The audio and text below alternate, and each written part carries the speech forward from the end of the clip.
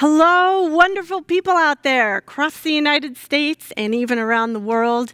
Welcome to the Camp Nor'Wester 85th celebration, our live virtual event. We are so glad that you are here with us. We're disappointed we can't gather in person, but this is a fantastic alternative. So thanks so much for being here. My name is Sheila Tallman. I am the Executive Director since 2012 and honored to be in this position. I love this community so much, and I am really sad that we didn't get to be at camp this summer, but this is a really great way for us to connect.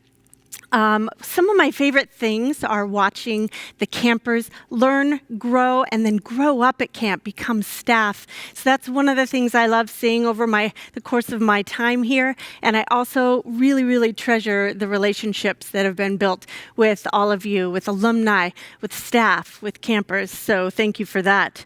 I really look forward to meeting you if we haven't had a chance yet to meet and connect sometime in the future.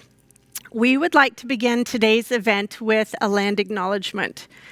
The San Juans are near and dear to us because of camp, so I'd like to ask that together we acknowledge with gratitude the lands of the Coast Salish people, where many of us have spent time adventuring in the Northwest during our time at camp and also in our lives.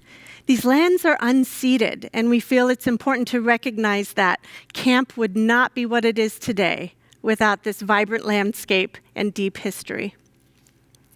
Please join us in gratitude for the original guardians of the land. We thank them for their stewardship and welcome their descendants and relatives to return to the land that is now camp so that they can connect with their homelands at any time. We also invite each of you to research the history of the land you live and adventure on. Please take note of the resources provided to find out about the indigenous peoples who owned and cared for the places and spaces that you enjoy today. A simple internet search of Native Lands website will get you started. So we have so much in store for today, some reminiscing, some laughing, some beautiful telling of our Henderson Nor'Wester story and how we arrived here today, celebrating 85 years. I think we all know we're part of something really special. So whether you are a camper at Westcott Bay, a staff member from Sperry, or even a parent of a camper on Johns Island, whatever your connection to camp, you will always have a seat at our table, one of our red tables in the lodge, mind you. And we're so honored you're spending this time with us here today. And now, without further ado, I have the great pleasure and honor of introducing our dynamic co-hosts for this event, Pete Flynn and John Bunzel. Thanks, Sheila. Wow, dynamic. I like that. Thanks. Look at this. Look where we are. This is amazing. We're on the porch of the lodge, looking at the Olympics, Spiden Island. It's beautiful. It's June, too. The grass, usually by August, it should be all brown, but somehow through the magic of television, we've been transported back to June. So this is fantastic. I'm really excited. So my name, as Sheila said, I'm Pete Flynn. I was a camper in the 80s. I was a staff member in the 90s, and then again had the great opportunity to rejoin the staff in 2000 when we restarted camp on Johns Island and was a staff member up there for the first 8 years. I since became a board member, and I'm now currently the board president. I was honored to be asked to host this event. It's really a thrill to be here. I think they chose me because of my resume, not so much, all the years as a waterfront director, because of my great menu planning skills that some of you have commented on. But I think it was probably more the square dance calling, which is I used to do at camp, which I think they thought I had what it took to be an MC, because square dance calling is a lot like MCing an event like this. But, probably the biggest thrill today for me is to get to host this event with John Bunzel, who was someone I looked up to in terms of this is who you emulate when you're going to entertain the camp community. So I'm gonna send this over to John. John, are you there? Are you out there in TV land somewhere? Oh, thanks, Pete, for that introduction. Hey, everybody. Wow, welcome to our 85th anniversary event. I am John Bunzel. I am a past camper, staff, and a current member of the board of directors, and I am coming to you live from the garden spot of Southern California, the San Fernando Valley. It is such an honor for me to be asked to co-host this event. Camp just means everything to me. It's been in my life for more than 50 years. My greatest memories and my dearest friends are people who all connect back to camp. For those who don't know me, I was the first drama instructor at camp. I talked Jack Helsel in 1980 into giving me that job. And over my time at camp, as a camper and a staff, I had my hand in over 75 skits at camp. And you may remember some of the ones I appeared in. I was Captain Kirk in Star Trek series of skits. I was Rock Fortress in Olympic Games skits. I did a radio serial called Ready Rider and a series of skits called Camp Phobia. And probably my favorite skit of all, Lopez Police with Rich Carter. So I know exactly why I was asked to co-host this event. I got a loud mouth and I'm a big ham and I'm not afraid to try to make people laugh. So I would never come to an event like this without some original material. So I have come today with a number of Nor'wester jokes just written especially for today. So I'm going to start with a few right now and then I'll sprinkle a few more throughout the program. So first off, why did the camper cross the road? So he wouldn't have to smell the Nor'wester outhouse. So a salmon walks into a bar. I don't know how he does that, but he walks into a bar and he goes up to the bartender and he says, do you serve salmon in this establishment? And the bartender says, well, yeah, but it takes 4 hours to prepare you over a bark fire, and then you get served on a paper plate or a plank of wood. And the salmon says, gee, I just wanted a gin and tonic. But let's get on with the program. I'm going to turn it back to Pete. Pete?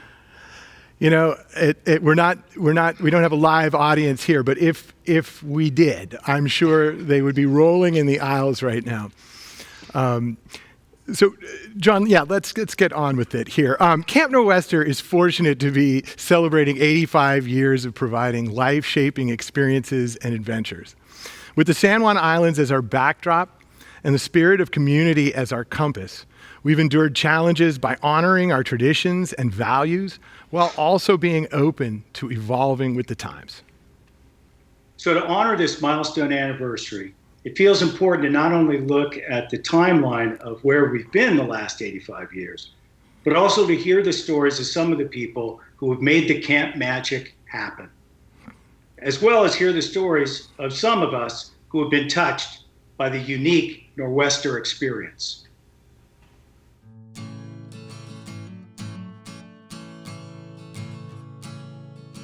For many of us, camp holds a special place in our hearts.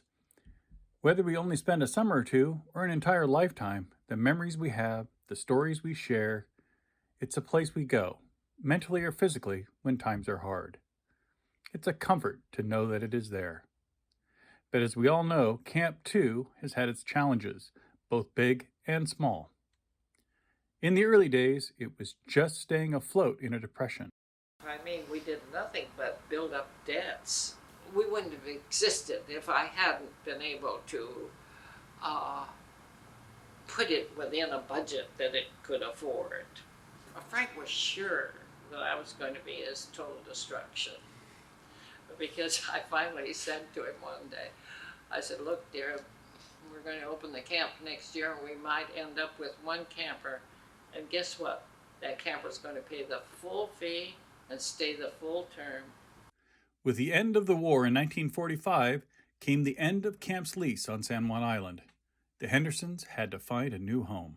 Jim Cook said, you know, Frank, the place for you is Sperry Point on Lopez Island. And we knew that we would have to leave. find another place. They went for a visit, though it was not for sale.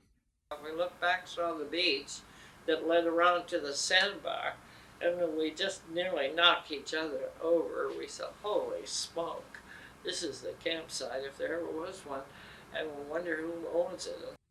They met with a Mr. Fulton, who owned the largest of the 5 parcels on Sperry.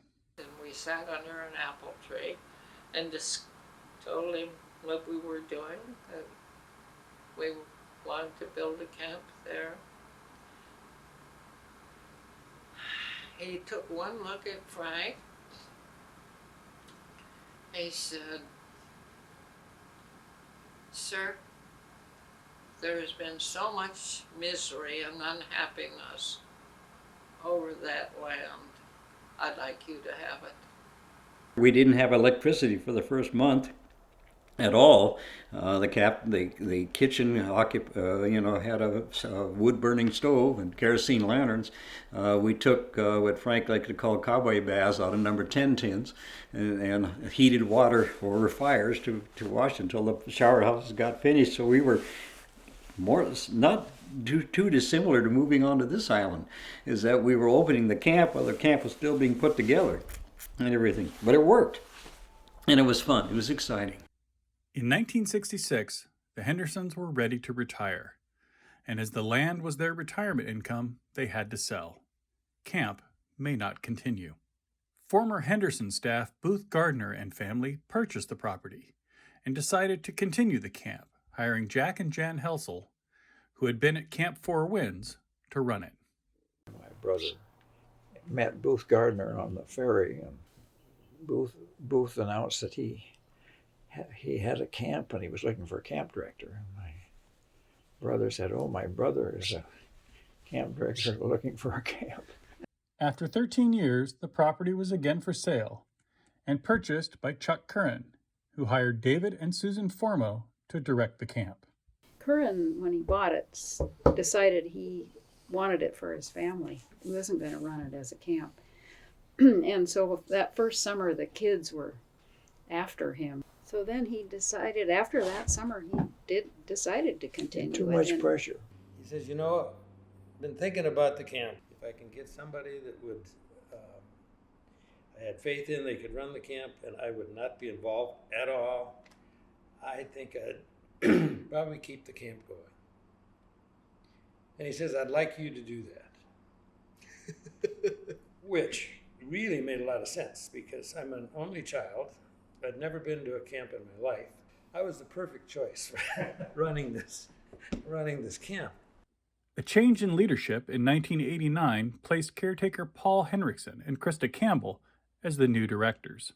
And we asked, we'd like to be considered for that. Krista was more sure about it than I was. At the same time, I think we both felt a tremendous loyalty to camp and wanted it to be successful. But in the fall of 1995, camp was sold again, making it look like the summer of '96 would be camp's last. It was a tough last summer, and we decided this summer can't be about us losing camp. This summer has to be about the campers having the best experience that they can have. Everybody just rallied. Every day was a gift. And so that song sounded better, the food tasted better. I mean, honestly, it was just like, this could be my last Killer Mac. Oh gosh. So I did enjoy that, and people really, they dug so deep. Camp found itself at a major crossroads. Yeah, that was our low time, and always trying to have a positive attitude. I remember we met in the big house, the whole staff, and we said, "What are we going to do? Are we going to let it go, or we're going to do something about it?" There was a coordinate axes, and it was either let's stay here and fight, or let's move on, or let's give up. It became clear to a number of us that we were probably not going to remain on that property. And the important thing was not to fight for Sperry Peninsula. The important thing was to fight for Camp Nor'Wester. After 3 years and a lot of hard work and a near start in Canada, Camp found a new home on Johns Island and opened again in the summer of 2000. It was almost like our first summer of directing at Sperry. Again, we were making things up as we went along. It was the construction itself was kind of tight, and we, as you know, we didn't actually have a functional lodge for that first summer, and so again we had to just start thinking outside of the box. We used to joke about those, especially those first 3 years or so on John's. We used to our job description was make it work. Just make it work. And that was so true every day, almost every minute of the day for so long. Wow. Make it work. That's for sure. Resilience is right. You know, I had the honor to work for Paul and Krista in those early years on John's Island. And I have to say, I heard them say that more than a few times, make it work. And we had to just figure out how to make it work pretty much every single day of those summers and in the off season too, I know. I would say those first few years on John's were a master class in resilience and grit. Wow. Anyway. I really love that video. I mean, it's there's so many great segments there. It makes me heartsick for John's Island and to be with everyone personally. But so many great interviews there, especially with people who are no longer with us. Really great job with that. And now we're going to move on and hear from some community members about their favorites at camp. So roll tape.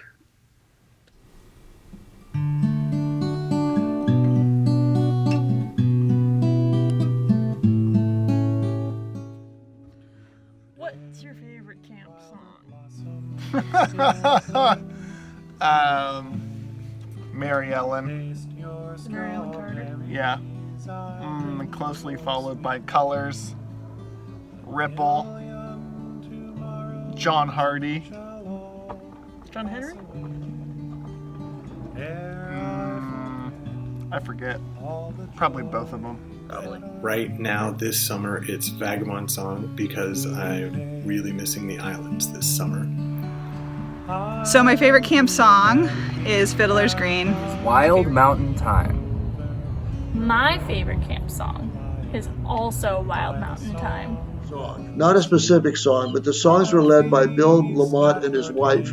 Bill played the banjo and his wife the piano. Bill was a music professor at Reed College in Portland, and he always kept things very lively. My favorite camp song, it's a recent one, Van Diemen's Land. I heard it, and it was very, recent that it got added to the songbook, but it was like, wow, it sounded beautiful. Yeah. My favorite is the back-to-back page of Pineywood Hills in Paradise. Oh, it's a great feature. Mom, what's your favorite part about camp? Well, my favorite part about camp was going on the overnights, and I enjoyed the overnights so much because they were challenging. We were, got to sleep outside and learn to cook over a fire and explore the San Juans. And there was always teamwork involved in getting us to the various places that we were going. My favorite camp activity is a square dance, properly dressed from the costume shed. Going to crafts and hanging out in the clay area. I was going to say craft shop probably, but being a past Trader Horn manager, I always loved going to Trader Horn. My favorite camp activity is the all-staff camp dance. My favorite part about camp were the campfires and the skits because it allowed you to be goofy and allowed everyone from the youngest camper to the oldest staff to fully embody their freaky selves.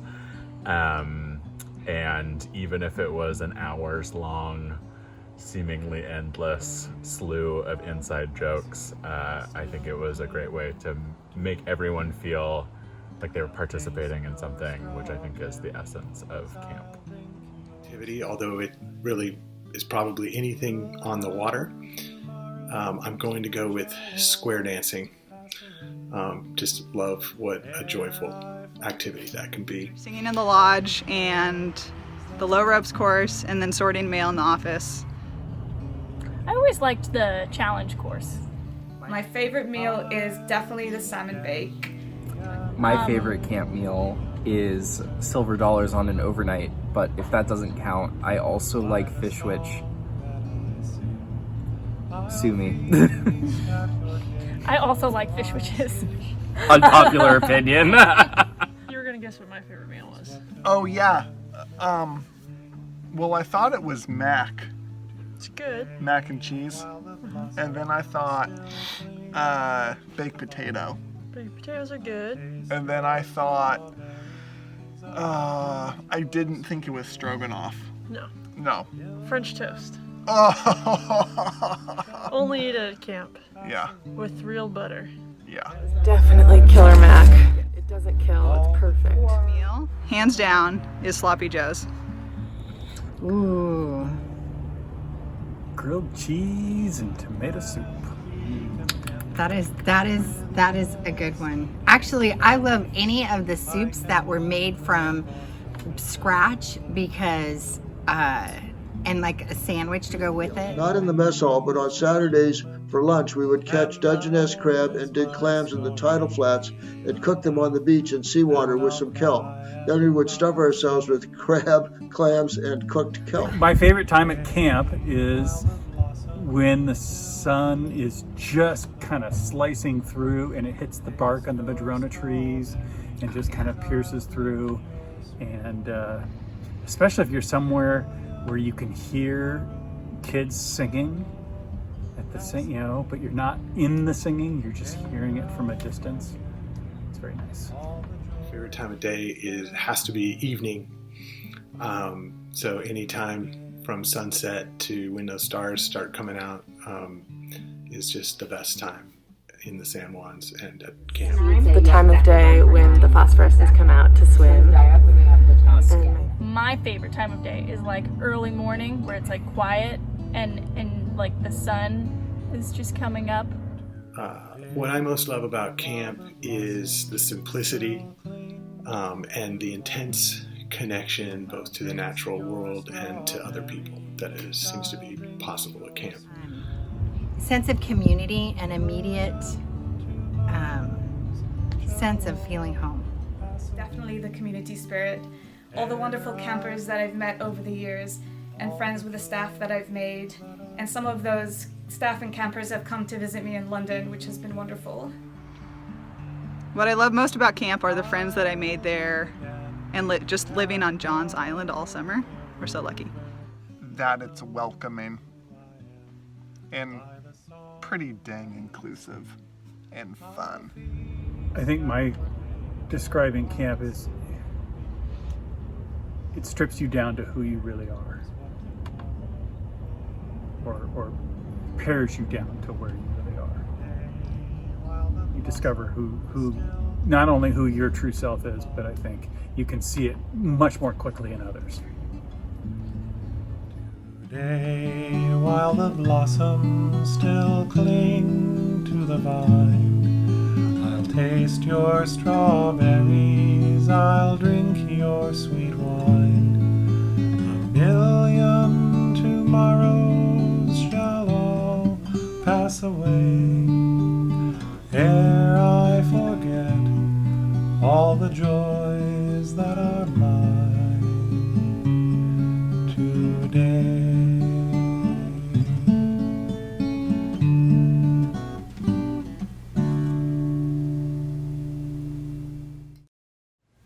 Wow, that's fun. I tell you, watching that video and hearing people talk about their favorites reminded me of some of my favorites, which I forgot. I have to tell you, I'm with those Burhouse siblings.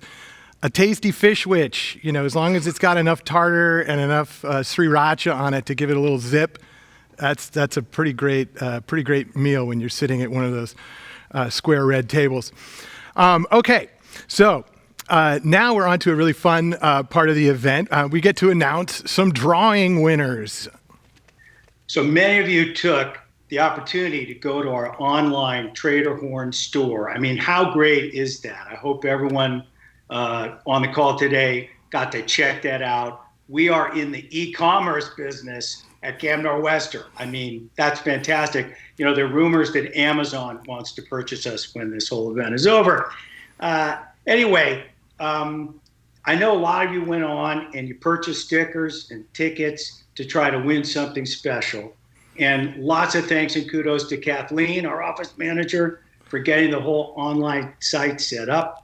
And thanks so much to everyone out there for your orders and for supporting camp in this way, especially right now in this very challenging economy. Okay, so now the winners. But yes, again, go to the store. I hope you have a chance. It's a great way to just feel connected and feel camp. But remember, in the old days, we used to say you can get everything you need at Trader Horn, and now it's online. Okay, so our first winner here, the beautiful beach pendant, with a beach stone pendant, I should say, by Dennison Lee. Dennison and I were actually campers together. She was a camper every year. I was there as a camper. We were in sort of opposite units going through. It was great. And I think we were on staff together at least once. Anyway, enough of that. The winner of Dennison donated this beautiful pendant. The winner is Kristen Sharp. So Kristen, if you're out there, congratulations. That's fantastic. Thanks for supporting camp, and thanks everybody else who bought tickets or stickers, I should say, and didn't get it. Okay, we have another winner here. This is the Chiefly Challenge print by Bill Holm. This is a great piece of art to hang on your wall. The winner of that is Cole Curtright. Hey. So Cole, congratulations. All right, congratulations, Cole. That's awesome. Okay. All right. Now, since things are going so smoothly, we decided to do something really challenging, which is to try to make this more interactive and have some more audience participation. So what we're going to do, we're going to have you go to this website that you can see on your, I hope you can see because I can't see what you see, but it should be a website on your screen right now. And when you go to that website, you're going to be asked a question. The question is, in one word, how would you describe camp? And go ahead and type that into the place it gives you to enter your answer, and then hit submit. Now you can submit multiple answers. It's not going to mess things up, but 2 or 3 would be great. And this is going to create a Wordle. If you don't know what a Wordle is, it's going to be sort of a graphic depiction of all the words that people type in today. So it's going to take a little while for the site to generate our Wordle. So we're going to just wait a little while, a minute or so, to see what populates on the Wordle. Now I think that Wordle is populated. Is it, Pete? Well, I don't know. I can't see it, but we're going to go ahead and try to take a look, and we'll see.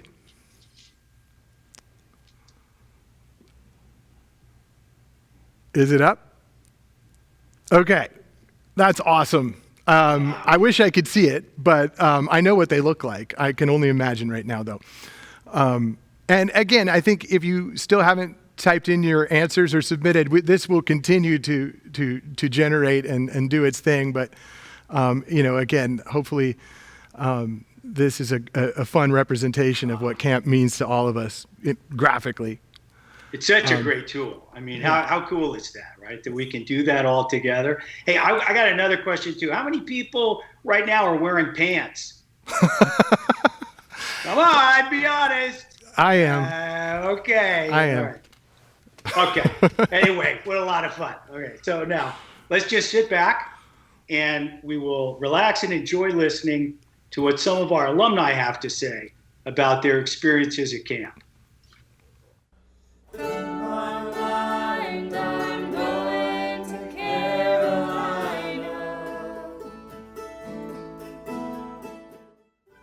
Hey Camp Nor'Wester, this is Barry Baker from Tucson, Arizona. I was a camper for 4 years in the early 80s, and I was a staffer for 4 years in the late 80s and early 90s.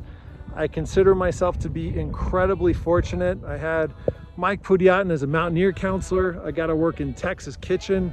I got to work for Paul and Krista, and had Deb Armstrong as one of my head counselors. And I got to work on Lyle's dock. I want to wish you a very happy 85th anniversary. I can't imagine how many lives, thousands of kids and families and staffers, that Nor'Westers touched, and I know what it's done for me and my kids. Hannah and Maya both were campers. I think Maya was one of the few kids that was there 2 archer years all the way through 2 troubadour years. Hey there, it's Chris Widener in Boulder, Colorado. Some of you might know me from my time as the Mount Baker trip leader for one session each summer from 2011 through 2015. And others might know me from back in 1988 when I was an Islander and 1989 when I was a Mountaineer. In any case, Camp Nor'Wester is where I started climbing, and it's a passion I've had ever since. Well, I first came to camp. I'd heard about it from Sam. We were dating at that time. So I was the Weaver counselor with Treat Davidson. Weavers were younger, the youngest group that year. Lyle and I came in 1952. A young lad named Tex stepped off a bus a few years later and announced that his name was not Howard, but it was Tex, and that he was happy to do that. I met a fine young counselor from Princeton University named John Danielson, and worked with him in 1959 after my 4 years as camper and then 3 years in the kitchen. Our first Baker trip in 1988 was really miserable. It was freezing cold. We had rain every single day. I just remember being soggy and hungry and uncomfortable for 5 days in a row.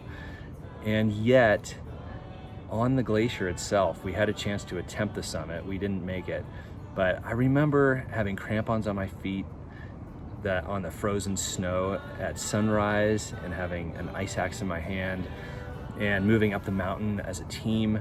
And it was just the coolest thing I had ever done. And even though that whole trip was kind of heinous, the friendships I made and just the beauty we experienced in those 5 short days really stuck with me. Camp just became part of our lives. We always sing the songs when we drive in the car, and then we did that with our kids after they've been to camp, and now we do it with our grandchildren. And of course, some of the songs have changed and they sing a little different, so we always have this debate about who's singing it correctly. We've made some lifetime friends at camp. We're still friends. We meet every January and have a get-together of some of us older camp counselors, and it's just a real part of our lives. Bill and Marty still tell us tales that we had not heard before, and some we had. We had a wonderful chance to dance with them in the mid-60s, and that friendship lasted a lifetime for us. One thing that was very interesting to me is that in 1996, when camp was presented with the dilemma that it had, I took a walk out to Poker Chip, tried to talk to my unborn grandson at that point, and talk to him a little bit about camp and how that we needed to try to save it so that he would have a chance to go. So we worked really hard at that. Nor'Wester's in our hearts no matter where we are. When I need to meditate and go somewhere peaceful and beautiful, I can think about the lodge songs. I can think about sunsets at Watmo. I can think about, foggy mornings out on the canoe. There's so many beautiful memories from Nor'Wester that are vivid and are in my soul and help me when times are tough and stressful. And when people ask me what my favorite jobs were that I've ever had, number 1 by far is being a dad to Hannah and Maya, but number 2 is being a camp counselor. And there's no way I'm as good of a dad as I am without having been a camp counselor. Climbing at Camp Nor'Wester has been just a really pivotal time in my life. I mean, it changed the course of kind of everything I did ever since, through high school and college and beyond. So it wasn't only the climbing, of course, and the challenge, but really it came down to all the people. And I have just such awesome memories of all the people at camp. Students of mine recently on Baker, my fellow campers back in the 80s, all the staff. And I'm really just thankful for everyone, because really these people in my life from Camp Nor'Wester have been like anchors for me throughout my life, and they still are today. Camp was really transformative for me particularly. I mattered as a kid. I was important to the staff.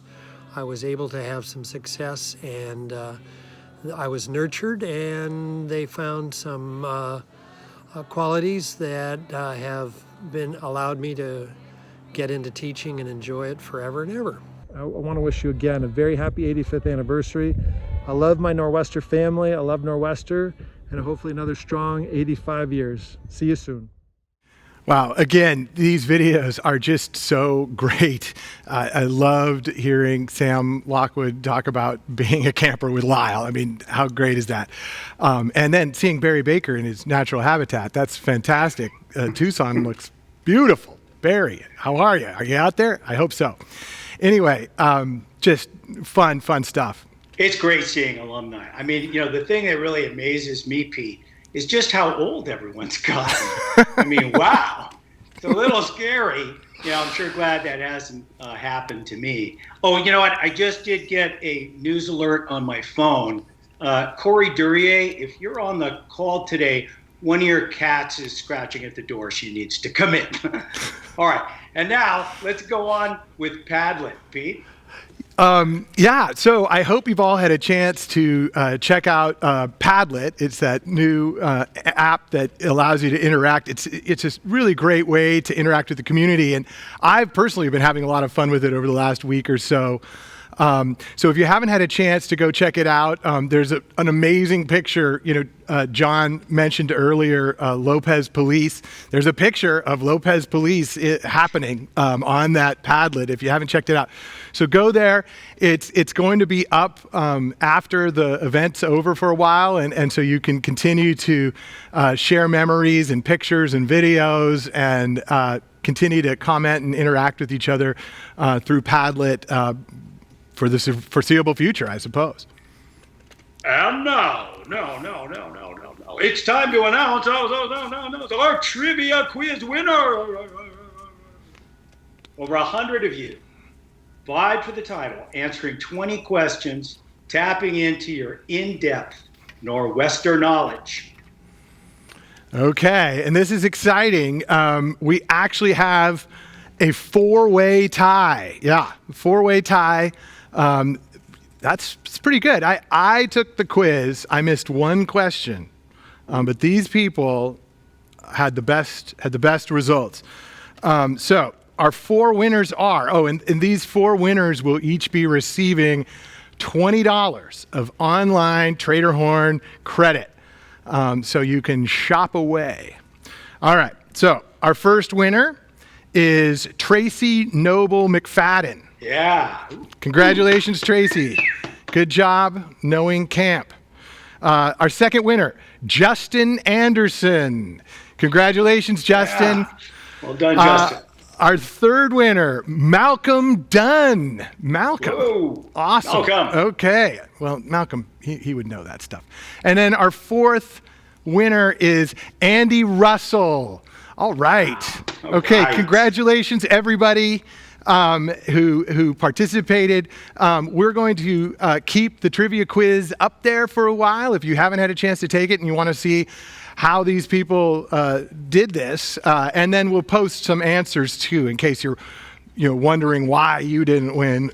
You can figure out all of the questions that you missed.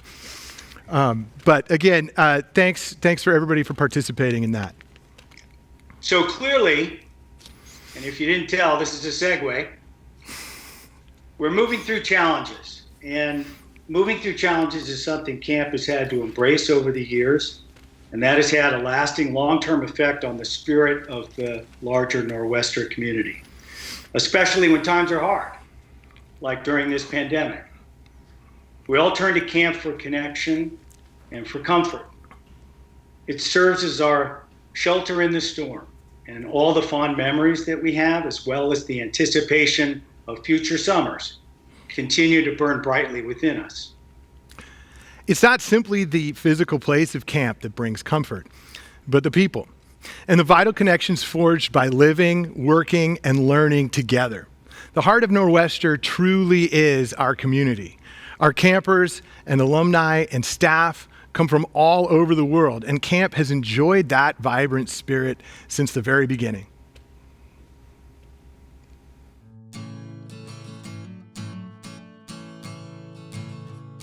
Camp brings people together, and for many, helps to guide and shape our lives.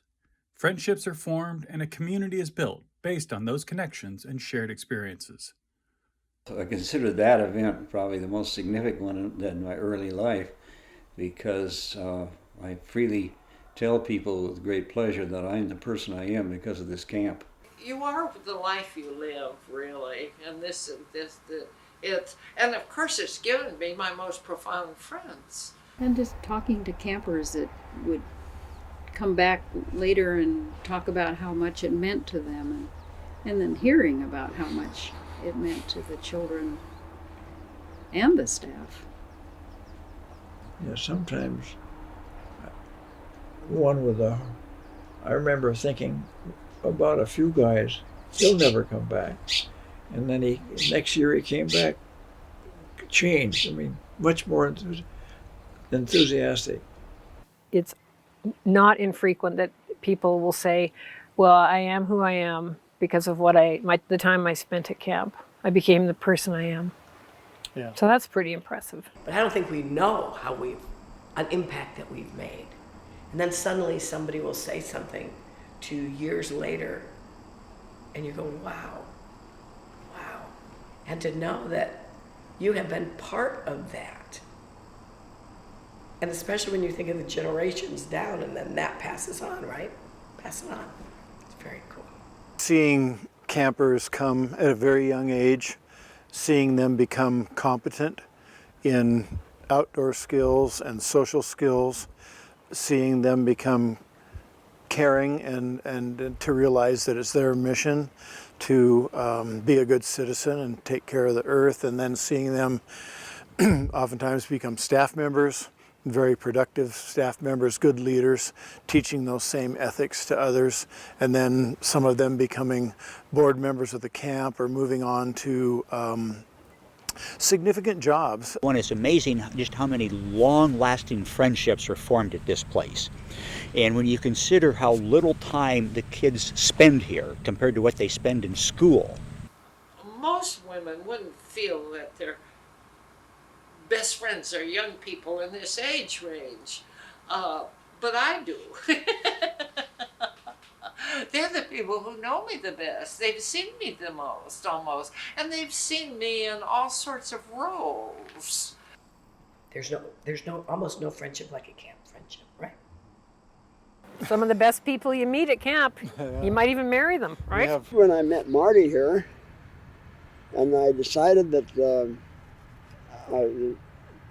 at that moment I thought the best place to meet your spouse is at camp, because you know exactly who she is or he is. You may be surprised sometime later, but you know most of it.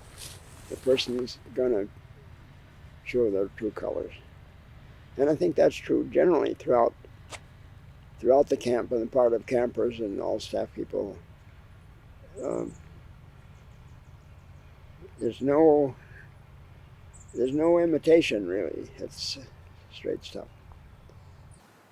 Just watching kind of what camps do, like a community, any community, but most jobs don't build this same type of network where I continue to see people connecting, crossing over, staying connected either with their generation, but even multi-generational, and now with Facebook. Just it's all those relationships that just keep building and building. Since becoming a nonprofit and rebuilding Camp on Johns, the camp community's involvement has only grown. It makes it a more well-rounded community. You have 9 and 10-year-olds there, and you have people in their 80s, and they're all an integral part of the community. So it does feel like a big, extended family that way. Quality of and the type of people that were associated with this camp, or what became what they became because of being associated with this camp. And we, not just me, but we as a great community we're not going to let this camp die and stop. We were going to continue this because it was so important to us. That to me is a breathtaking idea, a breathtaking concept that I feel very, very lucky to have been a little part of. Wow. It's so impressive that the Nor'Wester community has worked through so many of these challenges, and it's come through these challenges on the other end even stronger than before. It shows faith, it shows belief in what camp is and what it does, and it shows the strength of the camp spirit. Speaking of resilience and strength of the camp spirit, the Nor'Wester Summer Engagement Program wrapped up earlier this month. The camp had to pivot this summer, 2020, because of COVID-19. And again, Sheila and Jill will talk about that more later in the program. But again, it was another one of those make it work moments this summer. This program was really a community effort. The year-round team, they called out to the community for video content, and over 30 staff who were originally hired for 2020 made appearances, as well as over 30 alumni from different generations. Talk about showing up and rising to the occasion. In case you missed the content, it'll all continue to live on the camp's YouTube channel in the 2020 Summer Engagement Program playlist, and I am not wearing pants. Campers also received snail mail gifts. They may get there before the end of the year, knowing how the Postal Service right now is being run. And they also had the opportunity to attend optional Zoom events for unit meetings, musicals, and chapel.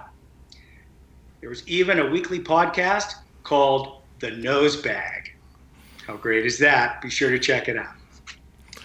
So now let's take a look at a sampling from the Summer Engagement Program.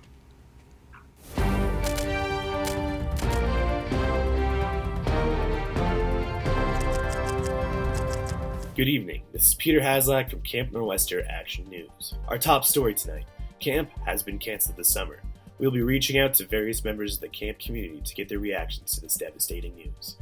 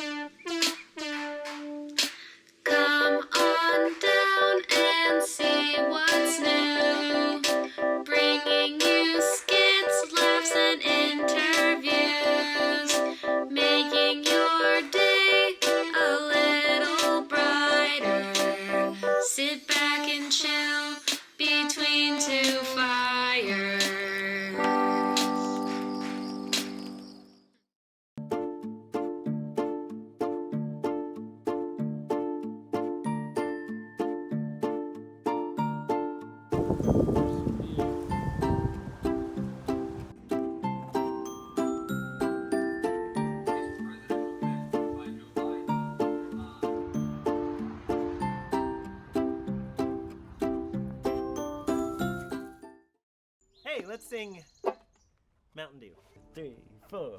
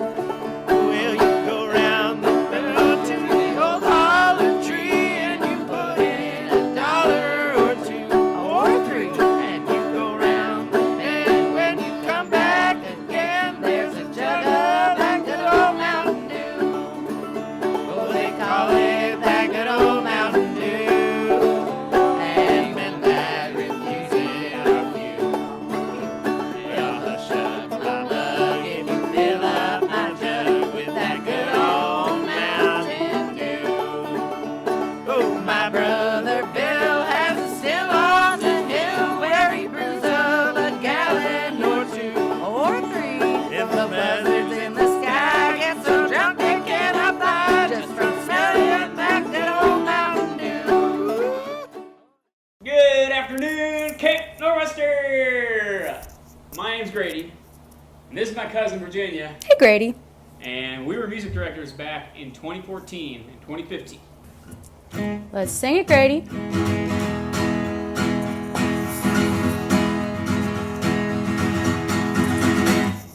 This train is bound for glory, this train. This train is bound for glory, this train. This train is bound for glory, don't ride nothing but the righteous and the holy. This train is bound for glory, this train. This train don't carry no gamblers, this train. This train don't carry no gamblers, this train. This train don't carry no gamblers, my town women, no midnight ramblers. This train don't carry no gamblers, this train. This train is built for speed now, this train. This train is built for speed now, this train. Yeah. This train is built for speed, how fast this train that you ever did see. This train is built for speed now, this train. This train don't carry no liars, this train.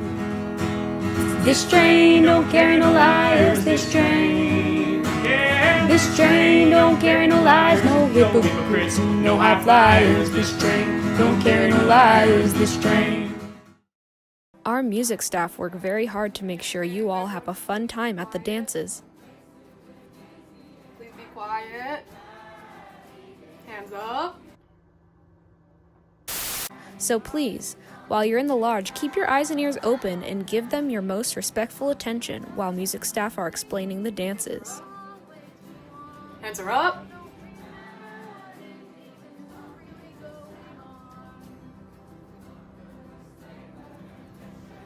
Do listen to your music staff respectfully and follow instructions. Okay, right? Okay. So you have 4 people. No, there's this many. You have this many people. Yeah? They go whoop, or they hold hands and they go whoop, and then you go shh, quiet, hands up. Thank you. So this person goes, they do circle, they do figure 8, and then circle 8. Hello, Camp Nor'Wester. Jana B here. Yellow is the color of my true love's hair in the morning when we rise. In the morning when we rise, that's the time. That's the time I love best. Green. Green is the color of the sparkling corn in the morning when we rise.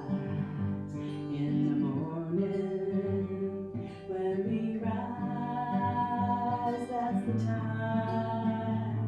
That's the time I love best. Blue.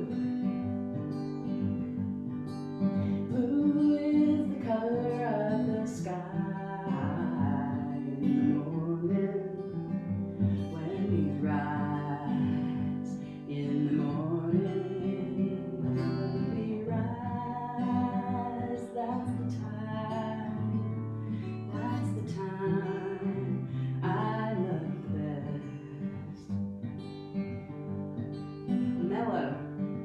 Mellow is the feeling that I get when I see her. When I see her, oh yeah, that's the time, that's the time I love the best. We all live in a yellow submarine. Wait, wrong song.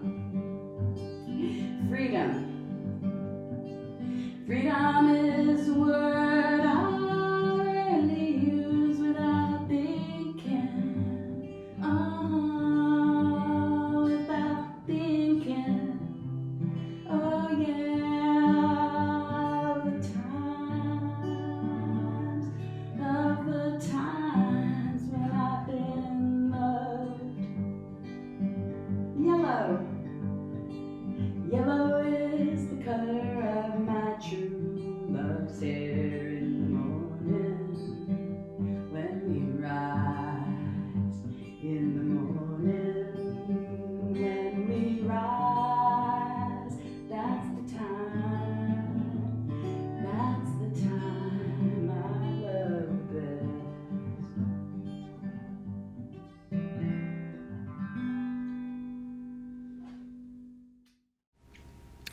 Talent, creativity, and fun. Again, thanks to everybody who made that happen. I mean, look at all that. The deer, I mean, amazing, amazing acting. Jaina B in her bathroom serenading you, amazing. The Burhout backyard. I've had the pleasure of spending an evening back there. It's amazing. Anyway, now it's time for a few more camp memories.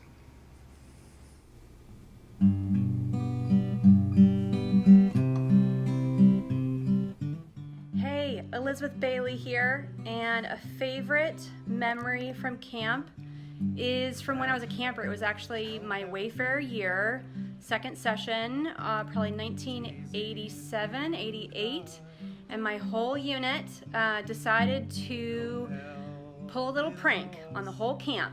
Our unit leaders were Shannon Bryan and Mallory Clark.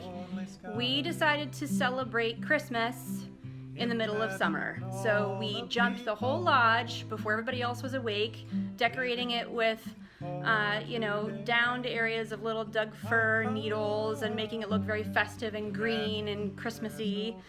It was not very PC as far as respecting all spiritual orientations. But we jumped the whole lodge, made it look very festive and wintry, and then right before the bell rang to go sit down for breakfast, we sang a holiday song to the tune of Joy to the World, as in, we might be we might be 6 months early, we might be 6 months late, but we don't really care, It was awesome. My favorite camp memory is the first kayak overnight to Swindells. Well, there's 4.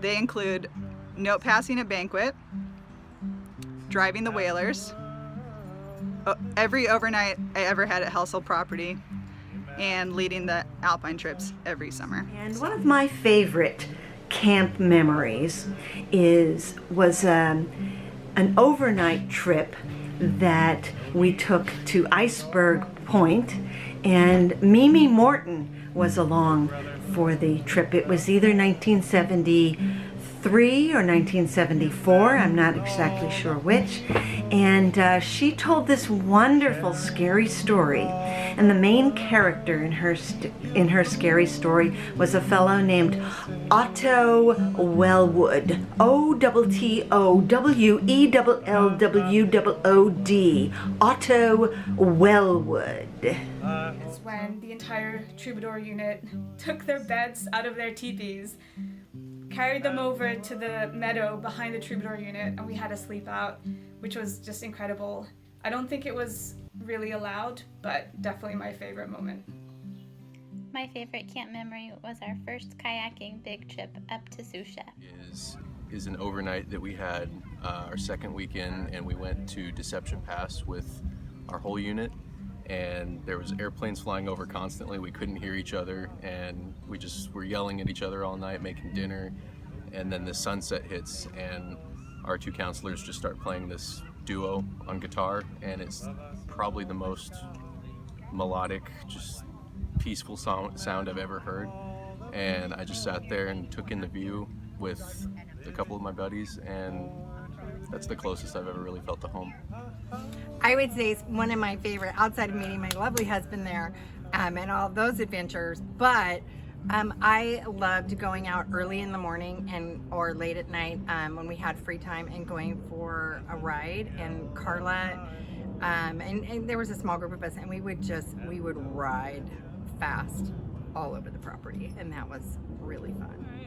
I wasn't at camp, but one of my favorite camp memories was on changeover my first year, driving down, going to Mount Constitution with some of my friends on our first changeover, and seeing the most beautiful sunset, and then Skinny Love coming on the radio, and just having the best time. Wow. Yep. Being an Islander unit leader. That's my best moment. So, I went to camp for 8 years, as long as I could, and the first couple years I actually didn't like it. I got really homesick, and pretty much every night I would say my counselors would get woken up by me, and I would just be sobbing, just absolutely crying, because it was really hard for me to adjust to not having the comforts of home around me. But then over time, I would say my third year, I got to stay for a month, and I was embraced by the community, and I got to understand what camp was all about, and just love, honestly. and so I would say what I value most about camp is the community there. I think my most favorite memory was the summer of 2000. So I was a camper on Sperry for 7 years, and then a staff member on Johns, starting in 2000 for 7 years. And 2000 was the first year that camp reopened after leaving Sperry, and almost all of the staff at the time were alum from Sperry. And all of us were carrying a lot of sadness and pain and loss because of the loss of Sperry. And while we were excited to reestablish camp, it was different, and we were struggling with that. And in 2000, my tribe was on our overnight at Reed's Point.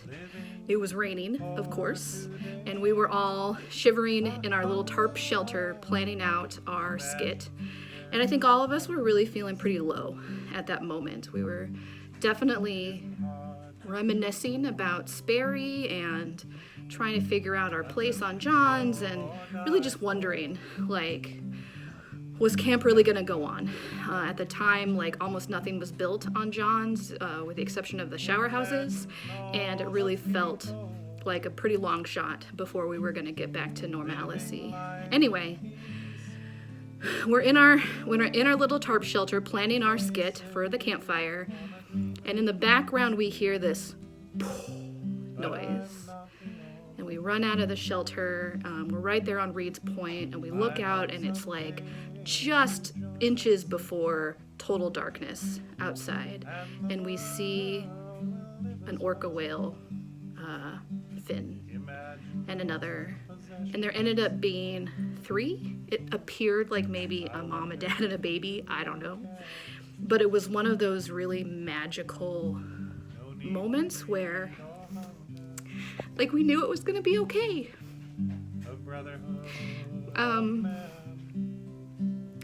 I feel like it was the world telling us that camp was gonna be okay. And it was, and it is. And it's really amazing that we're 85 years into this incredible legacy. And I just feel lucky to get to be part of it. Thanks. But I'm not the only one. I hope someday you join us, and the world will live as one.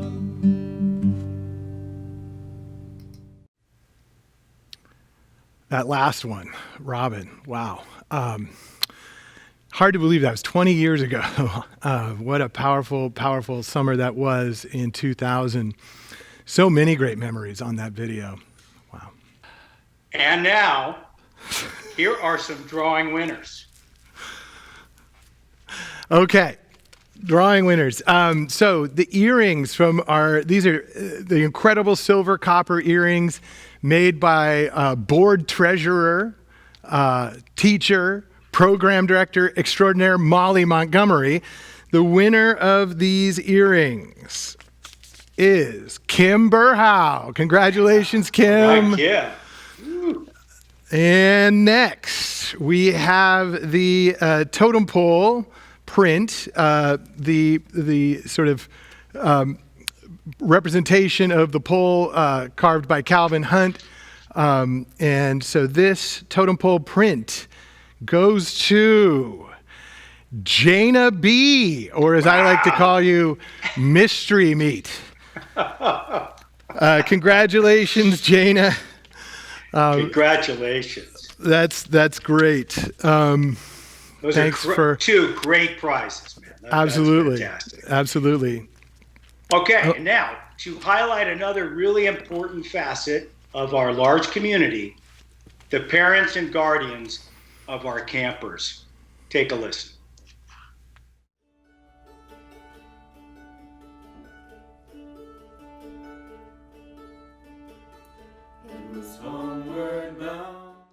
Hello, everybody. This is Jonathan and Dee Dee Dolp. We're in Portland, Oregon, and we have two boys, Nicholas, 15, and Davis, who's 13. And both of those, our sons, have been attending camp since their explorer years. So we've been heading up to the San Juans for a number of years. What's really interesting is camp has been in my family for 3 generations. My dad started in the mid-40s. And then my sister and I attended in the kind of early 80s or so, and now our son. So it's been an amazing kind of experience. I'm Nathan Corser. I am a parent of 2 former campers and ultimately counselors, Owen and Ellie, now young adults, who were completely and utterly transformed and grew into the incredible adults they are now as a result of their time at Nor'Wester. We are the Zavalas from central Washington, where it is dry and barren. So we wanted our then 9-year-olds to experience the beauty of being outside under the trees, in the water, just being a boy underneath the sky. And so we began to research summer camps and were lucky enough to stumble upon Nor'Wester. We learned that they offered scholarship opportunities, so we were very excited to apply, and then so fortunate to be able to receive a scholarship to make camp possible for Alex. My dad always had wonderful camp stories growing up that he would share with me and my sister, and we always kind of, was like, oh, we're going to go to camp. This is great. But I tell you, that first day and that first bus ride, man, I was nervous, right? It was like this big experience. But at the end, after the first day, I was all in, and it was camp, and I created my own stories and wonderful memories that'll last me for the rest of my life. Of course, then I had the awesome opportunity to share those experiences with my kids, and again, shared wonderful stories and all that kind of stuff. And what I shared was the adventures and the friendships and, exploring, and these are adventures that they're having now as well, but building those friendships and exploring life, which is great without digital devices, and really learning life skills. So for camp has really meant a lot of things for us generationally, and it's evolved, which is really, really important, I think, and that's great to see. I admit that I was a little apprehensive sending a 9-year-old to camp, but the idea that he would learn so much and grow so much and experience so much, so many things that we wouldn't be able to offer him here locally, was just so important. We learned about Nor'Wester when we first moved to Portland from New York 20-something years ago, and it sounded too good to be true. But our first and all of our experiences thereafter confirmed that the people, the culture, the place of Nor'Wester was just making them the people they've turned out to be today, which is thoughtful, kind, inquisitive, engaging, all the things that you would hope for your children and, frankly, other adults to aspire to. And it is the unique character and quality of the Nor'Wester experience, I think, that mirrored my hopes for the kind of person I would have liked to have been or always aspired to be.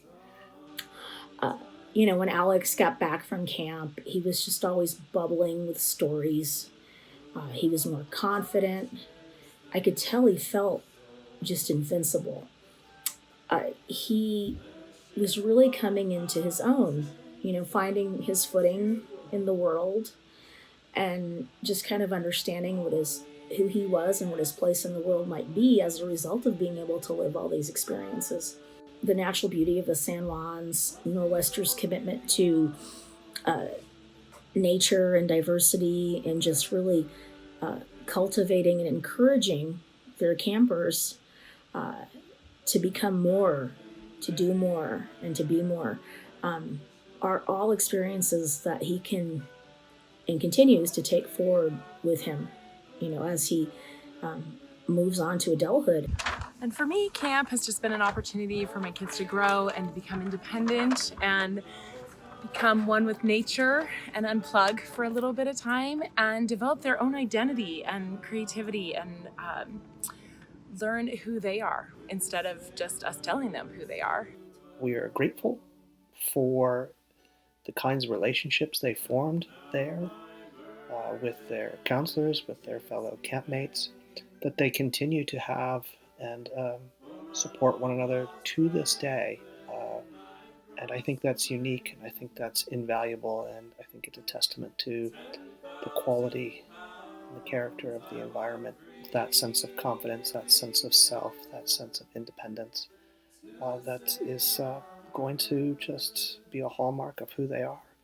The Nor'Wester experience is something that I am envious that I didn't have, and I am just grateful that they got to enjoy it and get to live it forward and pay it forward as a result of their experience there. You'll never know the good and positivity and just wonderful thing you did for our family. It has really been a huge, huge blessing. Thank you, and we look forward to being part of the Nor'Wester community for years to come. It's been a wonderful experience. So it's offered our family a lot of growth and a lot of happiness and a lot of great memories. Thank you, everyone. Take care. Thank you, Nor'Wester. Bye-bye. We appreciate the parents, the grandparents, the guardians, the special friends who send those kids to us. We appreciate them so much for the trust that they put into us, and we're so honored to provide this experience for their kids. It's parents, Pete, who really make the camp happen, because the last time I checked, they were the ones writing the checks. But it's interesting also just to think, with camp, there's so many families where multiple siblings came, multiple generations, parents sending their kids. I really wanted my kids to go to camp, and one of my regrets is that they didn't go, and probably some of my other regrets or maybe some of the jokes I told today. But the reason my kids didn't want to go to camp was they were just afraid that they would lose their suntans up there. But anyway, I'm kidding. They came to family camp. They loved it. And thank you, parents, for everything you do. Well, now we get a chance, all right, to see our final history video focusing on vision. Watch this. Camp Nor'Wester has always been about growing strong young people, providing leadership opportunities, developing positive character traits, connecting people to the natural rhythms of the San Juans, and celebrating life through song, meaningful relationships, and unforgettable adventures. These values helped camp grow into the strong and sustainable organization that it is, one of fortitude, strength, and vision. It's because of our predecessors that we were able to build on this strong foundation and look to the future.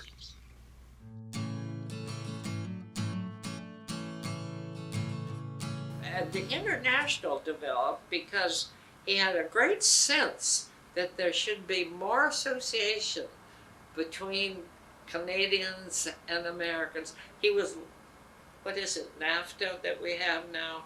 Frank was way ahead of him. And he had the same idea. He was profoundly influenced by all these young men coming together from all over the world and getting to know about each other and learning how different people live and what they thought and everything like that. The camp program was not too much unlike what we have today in many ways. A lot of the same philosophy and same attention to safety and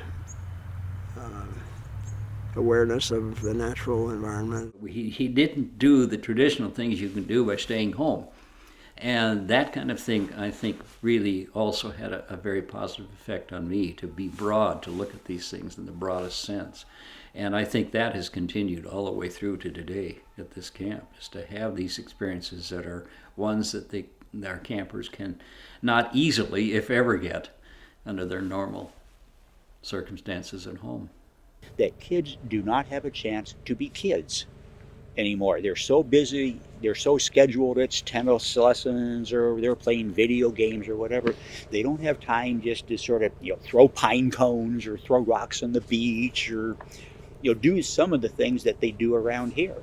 They don't realize how much effort goes into making a program that's exciting and making it a wholesome environment. They don't really. They think that life should be that way, and they sometimes come back later and say that it was the nicest experience they'd ever had, not realizing how much effort goes into that experience, because that's their job, really. I think camps oftentimes need to ask themselves, why are we here? What are we teaching? What's our role? And how far do we go with that role? You always want to provide good role models and have good mores and ethics at a camp, and those are shifting in society. And I think camp learned a lot about itself and had to admit to certain things and learn other things, and I think that's been really valuable for everybody.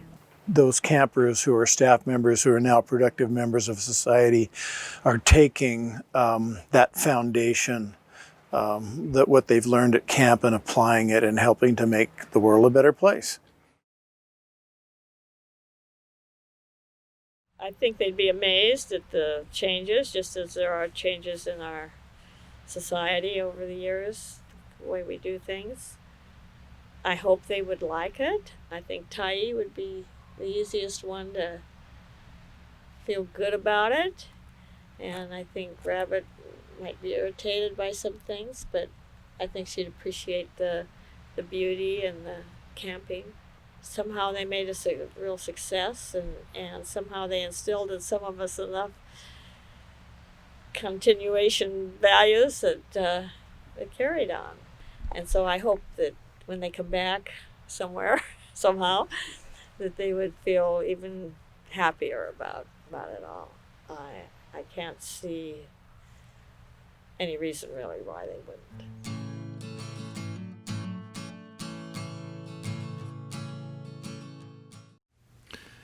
It means so much to hear from those former directors and hear how they saw things and how they ran things. And now we get to hear from our current directors. So go ahead and roll that video.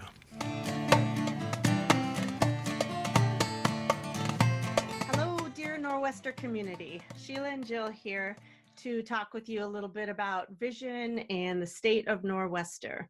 My name is Sheila, and I have had the true pleasure of being the director for the last 9 years. And my name is Jill. I'm the assistant director. I was able to join camp under Paul and Krista's direction and worked for 3 summers, and then also am in this role now for 9 years. I want to make sure we mention how appreciative we are of Andy Burhow for putting together those history videos. We knew when we came into these roles that we were walking into an amazing community with a lot of history, and the community just enveloped us. So we feel very fortunate to have experienced that resilience in a community firsthand.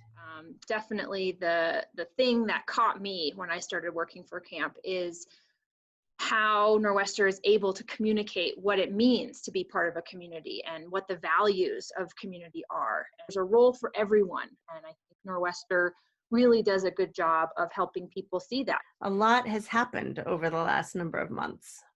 Yeah, we were really excited about quote unquote normal summer of 2020. We were on target with full enrollment and had a great staff lined up. And pretty quickly in March, it was very apparent to us that this would not be a normal summer after all. We quickly decided we need to form kind of a task group and meet weekly. So we formed what we called the CMG, the COVID Management Group. Honestly, a really heartbreaking process to go through that and have to make that decision to not run camp this summer. And we have to just say thank you to all of you, to our community, to our families who were so supportive and just went through this pandemic with us and helped us along the way, and especially our board, who has shown up numerous times and had to meet throughout the summer. So just a lot of appreciation to all of you. So once we decided that we couldn't run camp normally, we had to figure out what we could do instead to provide connection and that engagement with especially our campers, but to our staff as well and the larger community. And so we created what we've called a summer engagement program. It was awesome because so many alumni, recent staff were able to join us and make a video or give a wish to the campers in a few different ways. And we felt like that was, maybe the best thing that we could do is remind people what they love about camp and what camp means to them, especially to folks who are new to camp. We also want to say that the year-round team really rallied through this whole transition of having to reinvent what we all do. We looked a lot at what are our organizational needs, what are some things that we can do that we normally don't get to do. A huge shout out to our team. Katie and Kathleen have been part of making all of this engagement happen as well. And then we have Rick and Jace taking care of the property and really nurturing it and doing projects that we haven't been able to do for a long time. Another big part of our summer was preparing for an awesome in-person 85th anniversary celebration with many of you.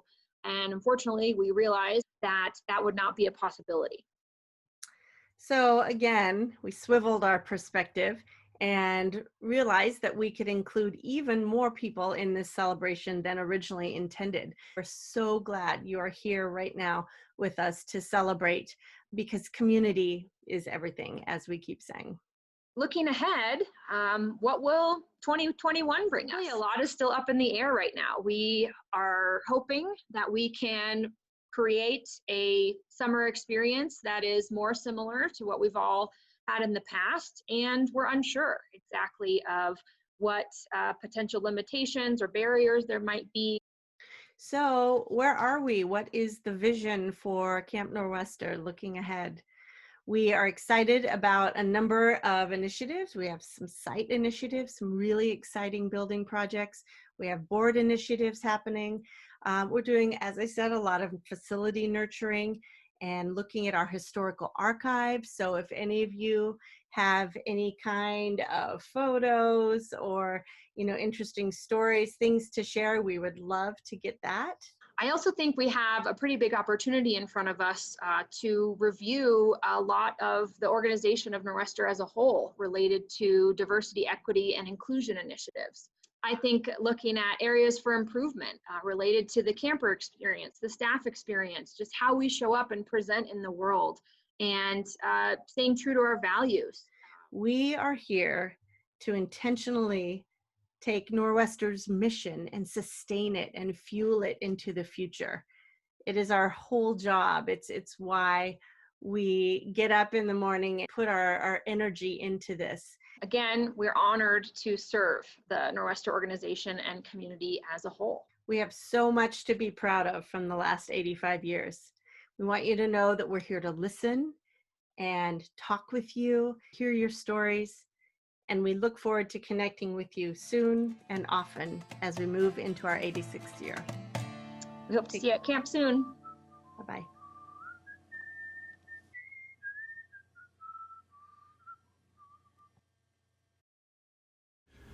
So lots of good things in store for the future. And one of those is Trader Horn. Did you know you can get everything you want at Trader Horn? Well, maybe not exactly, but we used to like to think that. Trader Horn historically was an important historic building on Sperry Peninsula, and it has meanings for generations of Nor'Wester and Henderson Camp campers. It's the last building from Sperry that we really have yet to recreate on Johns Island.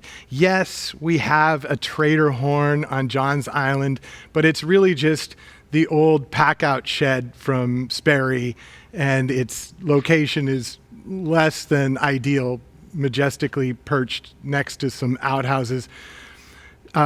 We are looking forward to presenting camp with a new and improved, vastly improved Trader Horn. Really exciting for us to unveil here and to show you today a current rendering of what a future Trader Horn could look like. A central place at camp for community, history, gathering, and of course snacks. And we pushed this project off to 2021. More to come next year about fundraising, building plans, and how you can help us make Trader Horn come to life. Now, one of the roles that I fill on the board of directors is co-chairing the finance committee along with Molly Montgomery. And I just want to say a few words about the financial position of camp. I wrote a brief piece in the spring newsletter about our financial position. So please look at that if you want something more comprehensive. But our financial position is strong. We've been very fortunate at camp in the last few years to have very generous donors like you and a few families in particular who really made a difference for us and dramatically improved our balance sheet and our cash position and allowed us to weather this storm when other organizations, quite frankly, are really just struggling to survive.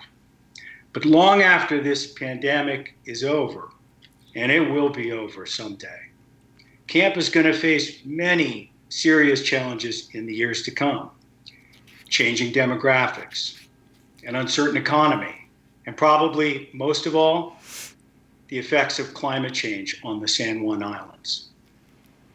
So leadership is dedicated at camp to not only surviving the crisis of today and tomorrow, but future challenges for years to come so that camp can truly be sustainable in perpetuity. So how are we going to do that? Well, that's where you come in, because we can't do this without you. We need our whole family, people who've been so generous in the past, to continue to be generous and supportive of camp so that we can deliver this camp experience and keep making it better and better for future generations to come. On behalf of the board of directors and from our year-round staff, let me be the first to say thank you for everything you do. We can't do it without all of you. Sheila, I'm turning it back to you. Mm-hmm. Well said, John. That's amazing. Yeah, everything that you all have contributed in different ways has made such a difference, such an impact on camp. And I'm back here to tell you a little bit about great things ahead and how you can be part of it. We hope that you can be part of the community as soon as we're able to get together again. There are so many ways. How do I do that, you ask? Well, you can serve on a committee. We have all these great committees that are brainstorming and coming up with these initiatives and the path of Nor'Wester's future.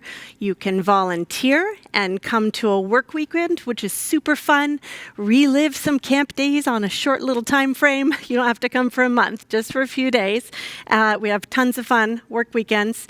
Please offer your services in your field of work. If you have skills that you think would enhance